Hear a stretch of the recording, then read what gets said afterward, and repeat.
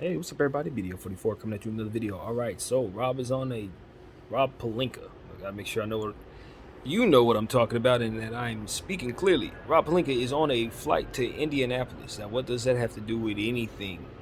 I don't know, but I guess TMZ or somebody random took a picture of the man going into a terminal at LAX. I think it is, probably LAX, maybe Burbank. I don't know, but he's headed out to Indianapolis.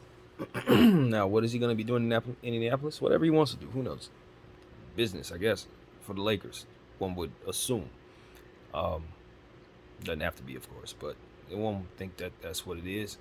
Are we going to be trading for Buddy Yield and Miles Turner? That people may be wondering. Well, I mean that's a logical assumption at this point that he's going out there to try to see what's good with that trade. Um, Being a Laker fan can be frustrating for me at times because I don't I'm not in to just listening to things on the surface level. Oh, there's a good player, let's go get him. Yeah, that's how I would have thought if I was a child. But now it's like, okay, what does it take to get him? What does this mean for this team this year? What is it? How much should I care about this team this year? How much should I care about this team versus how much my future should matter? And all these different things come to mind instead of just, ooh, I get to see a new player in a new uniform. It ain't that simple when you're grown and you think the way that I think. So if I was a kid, I would be really excited about putting in Miles Turner and Buddy Yield in this uniform because the media's told me to be really excited about that. Plain and simple. But it's not deeper than that. Buddy Yield's playing great because he knows he's got an opportunity to be a Laker finally. So they're showcasing him because they want to trade him. So of course his number's going to look great. Oh, is his numbers going to look like that when he's here? Of course not. Everybody plays worse when they get here. Why don't we think this now before making that trade? I don't know. But nevertheless, that's what's true. Miles Turner, we've talked enough about that situation. Only way I'm cool with Miles Turner coming here is if he's willing to take a massive pay cut to play multiple years for our team so we could actually build something that's sustainable, and he could be a part of it. Because if his piece is cheap, we can either keep it or trade it. But if we sign him to a $20 million deal and he breaks his leg or, God forbid, anything of that nature, I'm just talking, but if something goes wrong, then we find ourselves in a situation where we've once again traded away future assets for something that can't help us.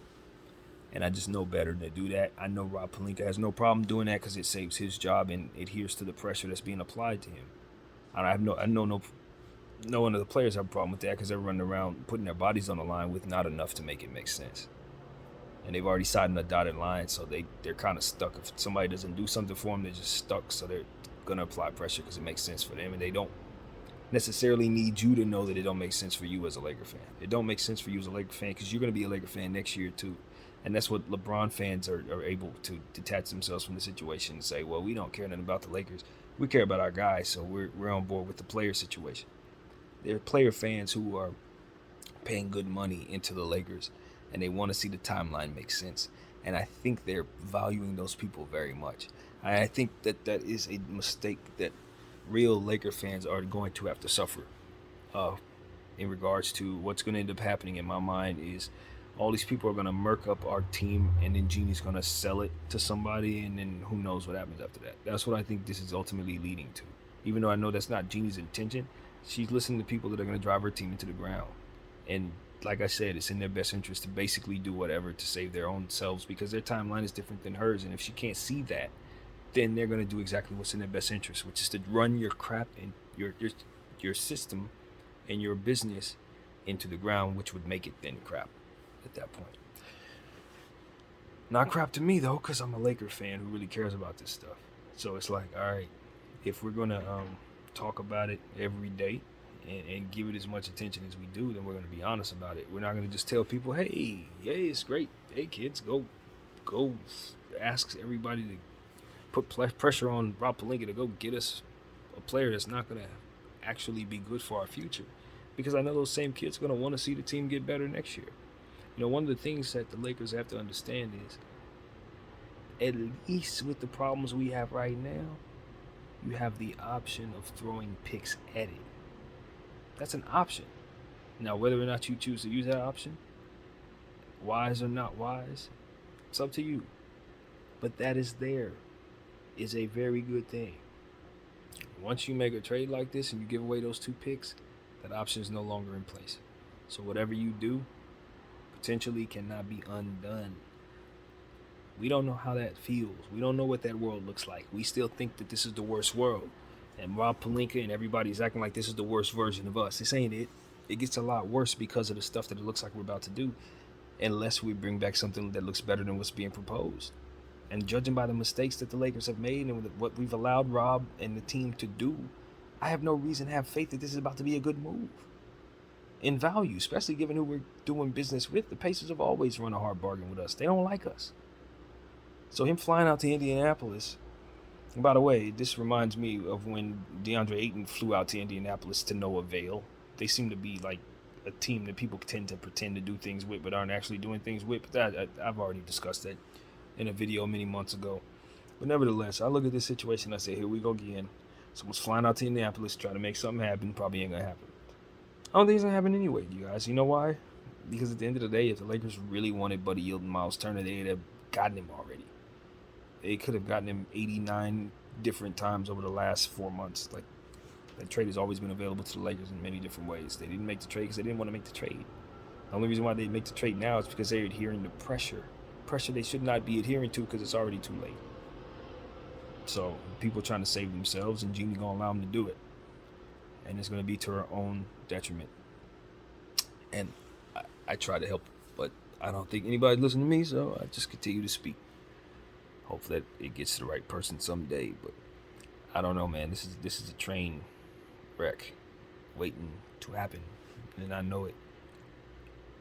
You're asking for more injury concerns, more big men with injury issues, and that just doesn't make any sense. You can very easily just use a draft pick that you acquire some very, very miraculous way, a second round pick or otherwise, to just draft a big man that you're actually going to develop, and then you use your timeline to make that make sense, along with every other development project that you're going to be taking on in your rebuilding process, like a good, bad team should do. Why we don't want to accept that we're a bad team is beyond me when the results are already at our doorstep. We're already 3-10.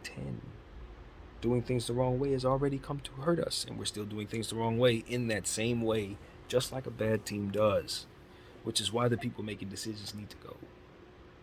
Because they're prone to making decisions that provide us this result, and the evidence is with us. So it ain't deeper than that, man. We have to advocate for the removal of people who are going to make bad decisions, whoever they may be, regardless of what it is they mean to us, whether it be Rob Pelinka or LeBron James or even ownership. We must preserve our brand, and we must preserve the respect of these colors, man. We can't let the current regime just continue to mortgage the future of the team to save their own backsides. They can very easily be replaced, and that is a thing that we need to do at this point. That's what I see. I see people flying to Indianapolis to save their own backs. I'm not rolling. And I see a bunch of people who have their own interests wrapped up in today, and that hurts our team so bad, you guys. It hurts our team so bad. All these people masquerading as Lakers who can give 2 craps about how bad we're going to look 2 years from now because of what they're doing today. I'm not feeling none of them. I'm just going to tell you the truth. I'm not feeling none of them. And if I'm Jeannie, I ain't feeling none of them either. But she continues to let them make decisions in regards to her team, and that part I just don't understand. And I tell you right now, Rob Pelinka can go Indianapolis wherever he wants to go. I'm not signing off on no trade that he's about to do if I'm Jeannie, and I don't appreciate what's going on here. I'm sorry, it's not happening. You can go there, you can tell me you're about to do this, that, and the third.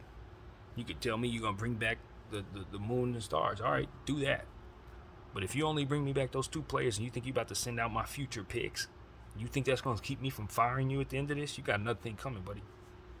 Still getting fired. Know that. That decision's already been made if I'm running things. We just waiting for the right time to do it.